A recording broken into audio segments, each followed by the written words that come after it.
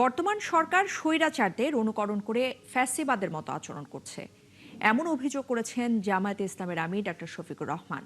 তিনি দাবি করেছেন, ক্ষমতায় টিকে থাকতেই তাদের এমন আচরণ।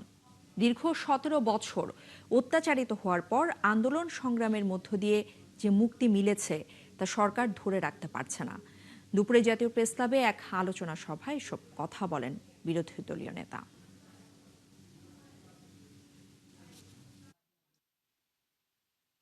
মেহরবানি করে সম্মানিত হন, জনগণের ভোটকে সম্মান করুন, তাহলে জনগণ আপনাদেরকে সম্মান করবে। আর দলীয়করণের যে রাজনীতির দিকে একদম নেকেটলি উলম্বভাবে আপনারা পা দিয়েছেন, ফিরে আসেন।